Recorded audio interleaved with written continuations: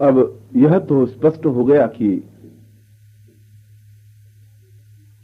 हमारे वर्तमान जीवन के सुख दुख पर, वर्तमान जीवन के संबंधों पर पिछले जीवन का प्रभाव रहता ही है और उसी वजह से संबंधों के निर्वाह होते हैं। देह से भी जीवन ज्यादा प्रामाणिक और मूल्यवान होता है। इसलिए पिछले जीवन का पति ही सही अर्थों में पति माना जा सकता है। सामाजिक मर्यादाएं कुछ भी कहती हों, पर उन संबंधों को भी नकारा नहीं जा सकता।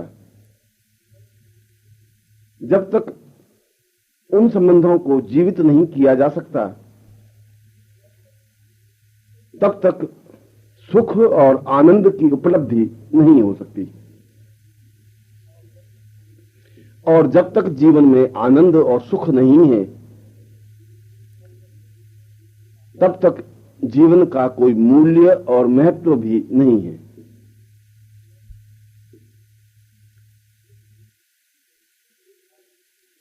वे कौन सी विधियां हैं जिसके माध्यम से हम पूरे पिछले जीवन को देख सकें? हम कहां पैदा हुए, किस घर में जन्म लिया, किस प्रकार से बड़े हुए, हमारी परवरिश कैसे हुई, किसके साथ विवाह हुआ, वर्तमान जीवन में जो जो व्यक्ति, पुरुष और स्त्रियां हमारे संपर्क में हैं, उनके साथ पिछले जीवन में हमारे क्या संबंध थे और हमने पिछला जीवन किस प्रकार से जिया, किस प्रकार से व्यतीत किया, कहां और किस अवस्था में हमारी मृत्यु हुई, जिससे कि हमें इस वर्तमान जीवन को, इस वर्तमान देह को जन्म धारण करना पड़ा। वर्तमान जीवन को पिछले जीवन से जोड़ना आवश्यक है, तभी तो वर्तमान जीवन की समस्याओं का समाधान हो सकता है। अन्यथा कई कई समस्याएं हमारे सामने उपस्थित रहती हैं और उनके उत्तर हमें नहीं दिखाई देते। क्यों एक व्यक्ति रात दिन ईश्वर भक्त होते हुए भी गरीब बना रहता है? क्यों एक पापी और अधर्मी, दुष्ट और दुरात्मा गलत काम करने के बावजूद भी संपन्न और समाज में सम्मानित बना रहता है? किस वजह से हम बराबर बीमार बने हुए हैं? किस वजह से हमारे व्यापार में इतना बड़ा घाटा आया? किस वजह से हमारे जीवन में ही हमारे पुत्र की मृत्यु हो गई? या किस वजह से हम पति पत्नी के बीच मतभेद और तनाव हैं? क्या कारण है कि प्रयत्न करने के बावजूद भी हम संपन्न नहीं हो पा रहे हैं?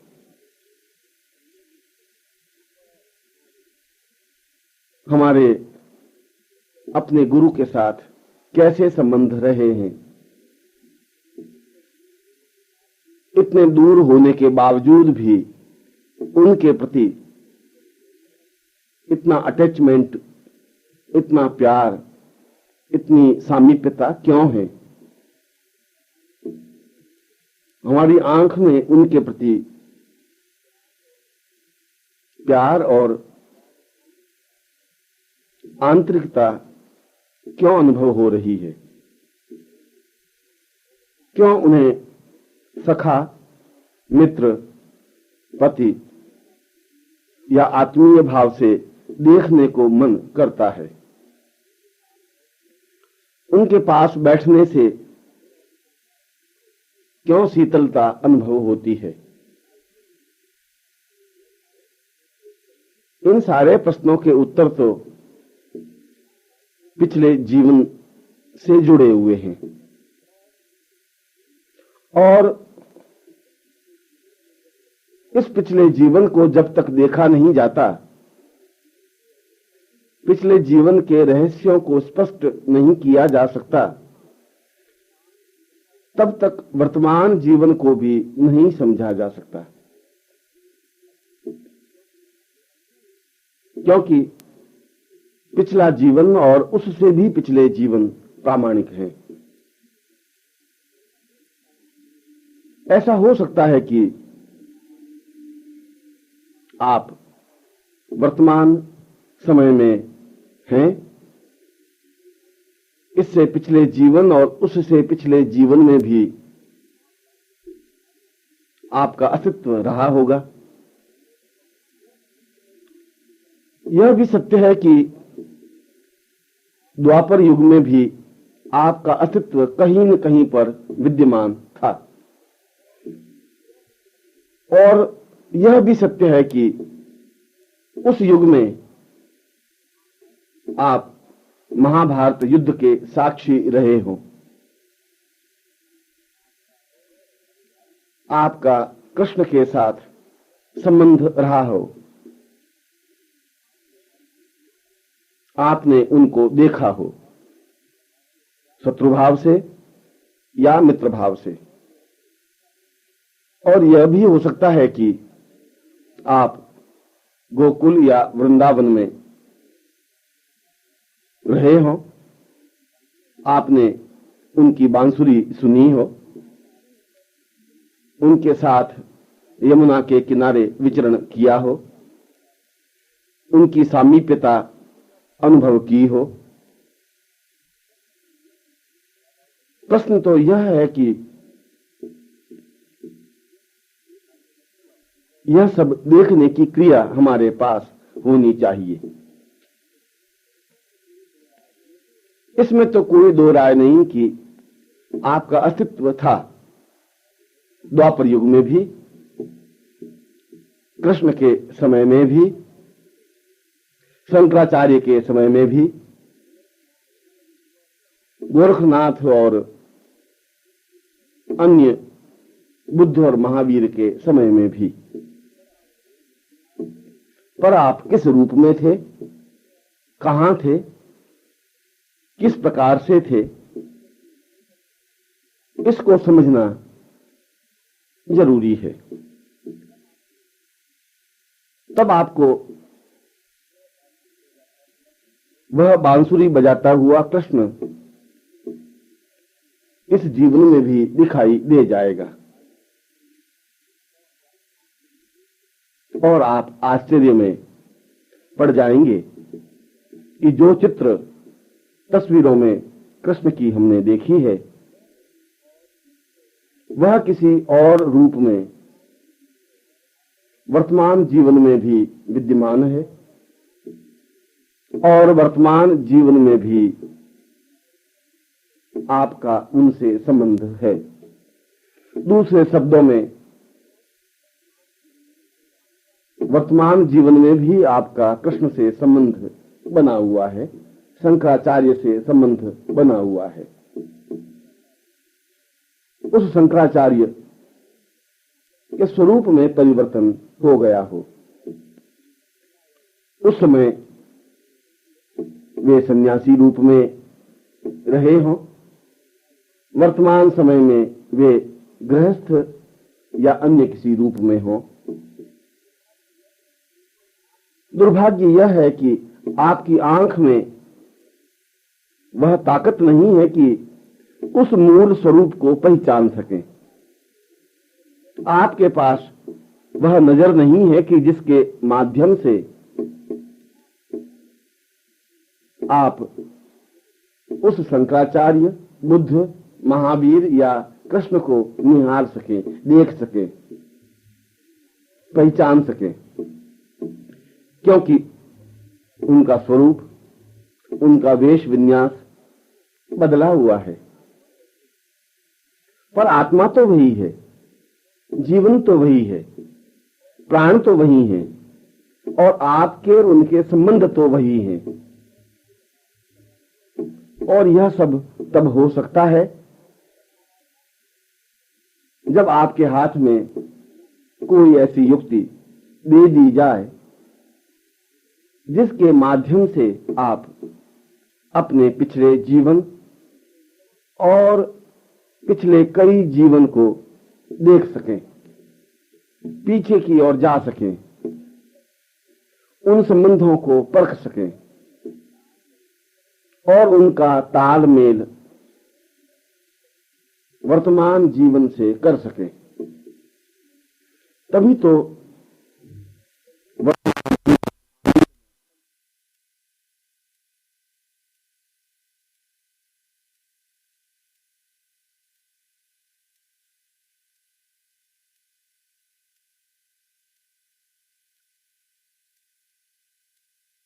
आप ऐसा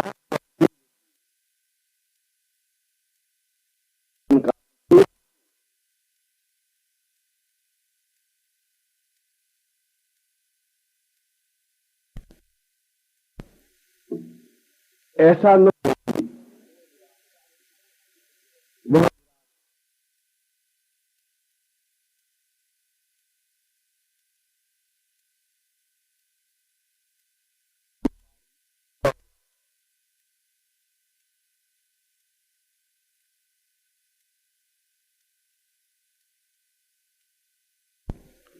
बहुत सौभाग्य से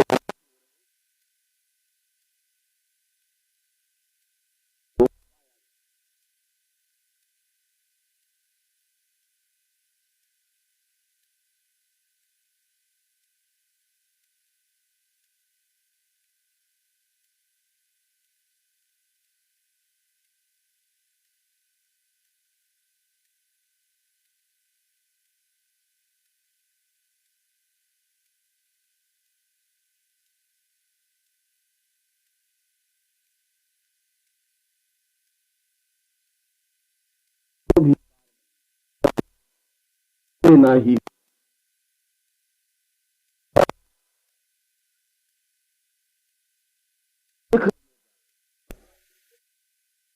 हमारी आंख खुला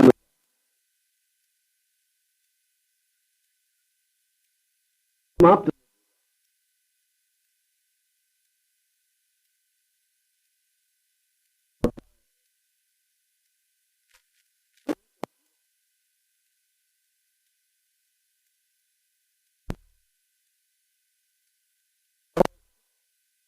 समझना जी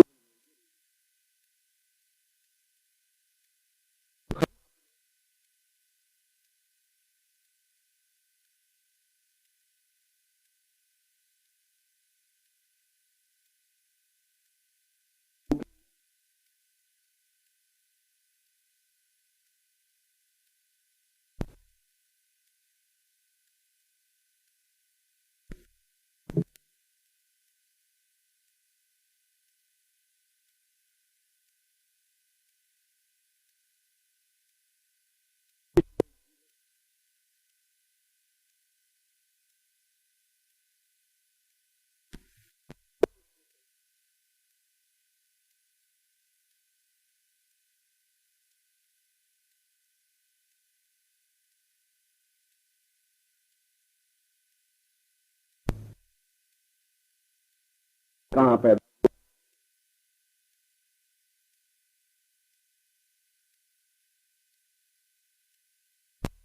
मेरे संपर्क में हैं, उनसे मेरा पिछले जीवन से क्या संबंध था।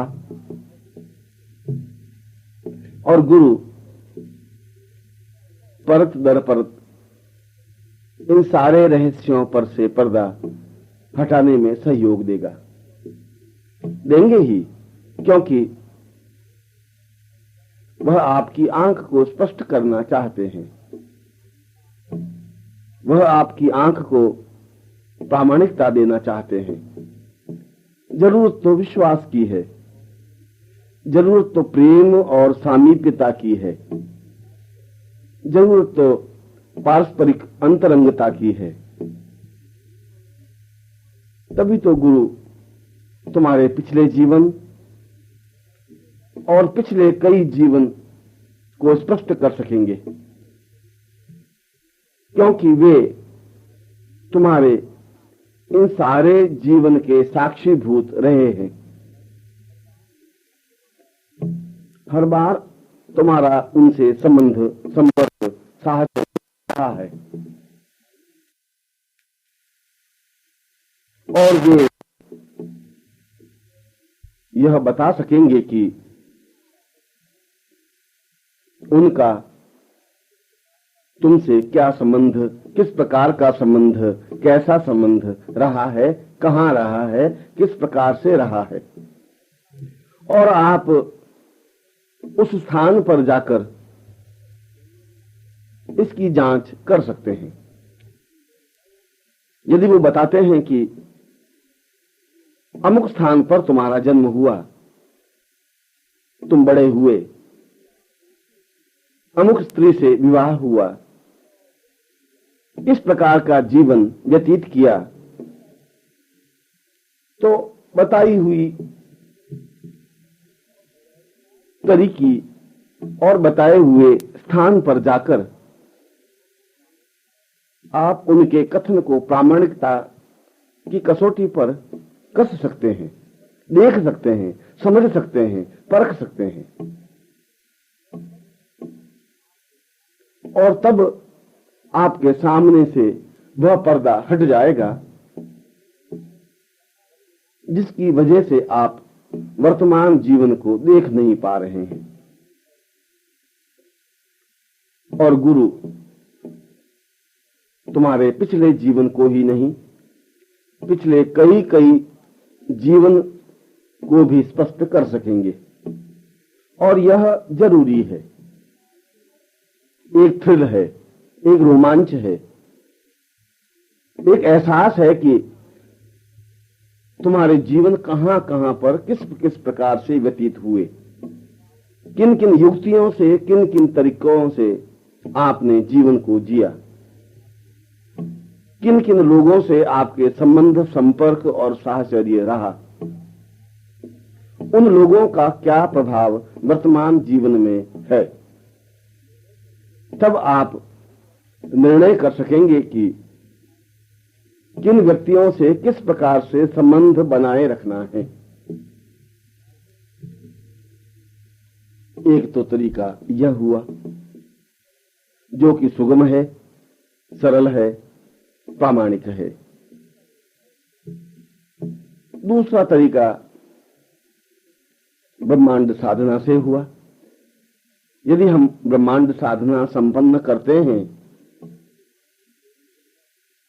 तो उसके माध्यम से ही हम